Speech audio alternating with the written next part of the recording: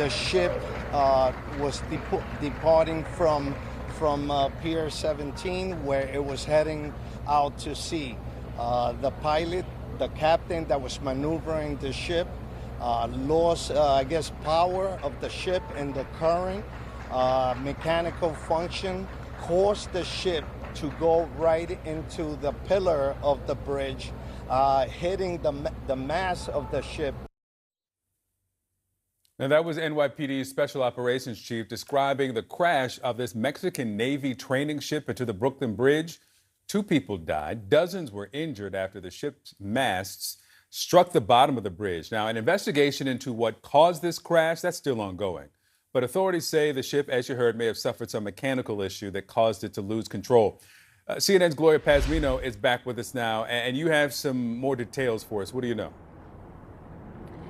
Yeah, Victor, one thing that's becoming very clear in the last several hours is we're learning more about the details of the ship, which raised new questions about exactly why the ship was going in the direction that it was going in the first place.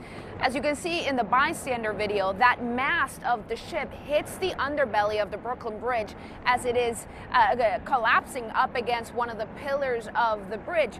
Now, the Cuauhtémoc, which is behind me, this is a ship that's 160 feet tall. It has 3 masts.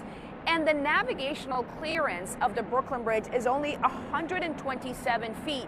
So we have a real question here about why the ship was heading in this direction. We were told last night that the Cuauhtémoc was making its way out of the harbor here in New York City, heading towards Iceland. But as we can see in the video, it was navigating towards the Brooklyn Bridge, which clearly is not tall enough for this ship to get under. Now, I want to show you the ship behind me. It was towed here to Pier 35 late last night, and you can see right at the top that mast that hit the bottom of the Brooklyn Bridge. And you can see it's bent on its side and it snapped almost like a tree branch when it hit the underside of the bridge. Now, there was no damage to the bridge, which had to shut down for about 45 minutes last night in both directions while they were assessing whether or not there had been any damage to it.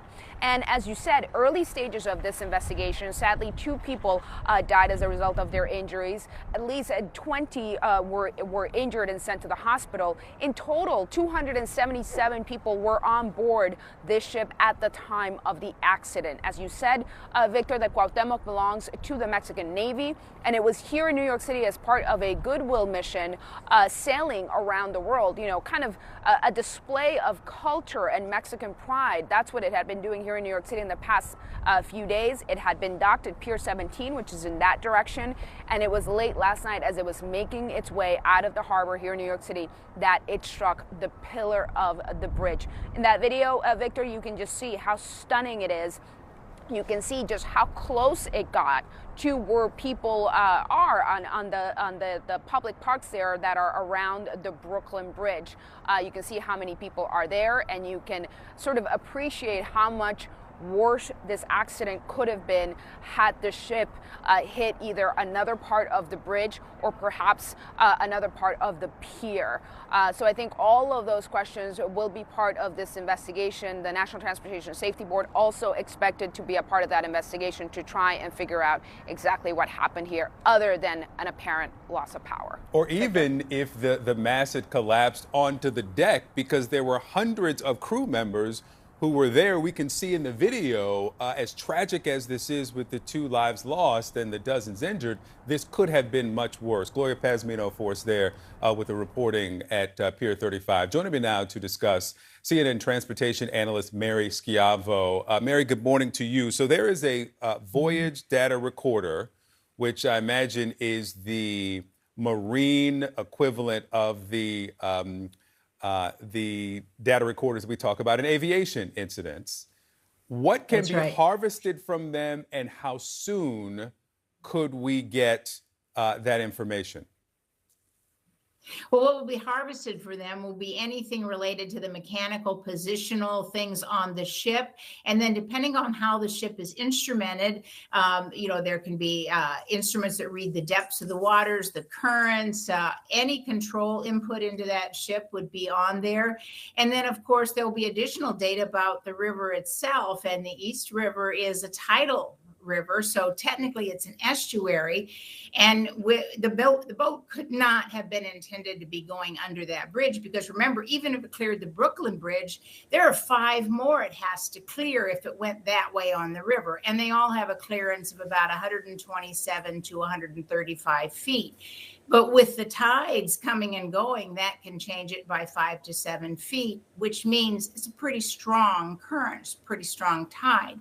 And so the instrument recorders can also record when power was lost, and it had to have been lost. They could not have been intending to go that way, to go under the bridge. It's impossible.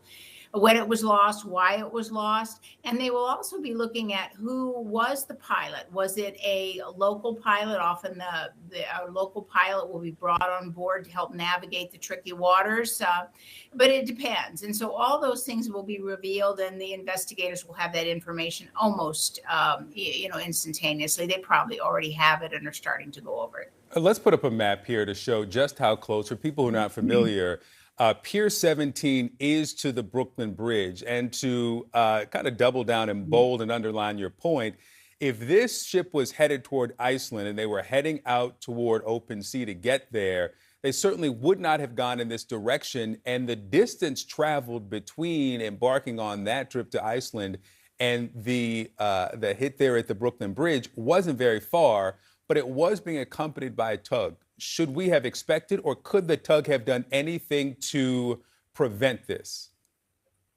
It depends on the power of the tug and what the tug knew. What were the communications line? Did they immediately communicate that they'd lost power? And that will be one of the important points of the investigation. And they'll also be looking at the maintenance records on that ship. Had it had problems with the control, the engines, the power, et cetera?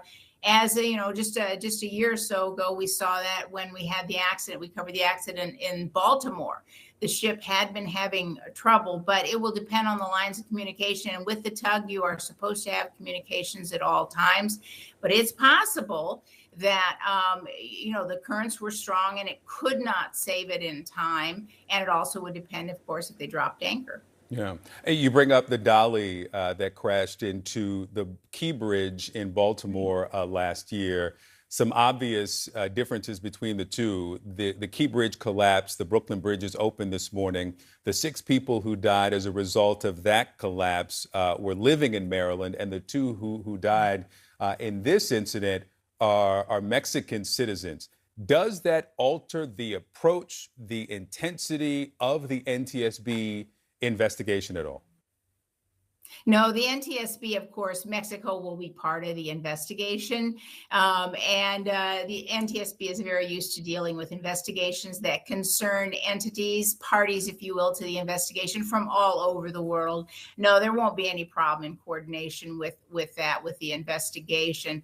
They're just used to doing big international investigations, maritime, rail, aviation. They have to do them all. And there won't be a problem with that. And the same thing on the dolly. The crew was from around the world, so they're used to it.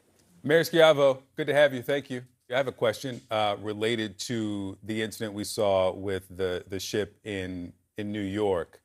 After the dolly crashed into the Key Bridge in Baltimore, the FBI opened a criminal investigation.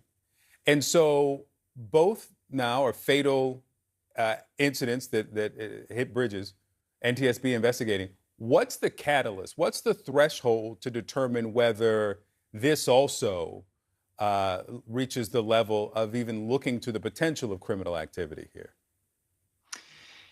I think the answer to that, Victor, is going to turn on the issue of the boat losing power. That's kind of the similarity, right, between those two incidents. Yeah.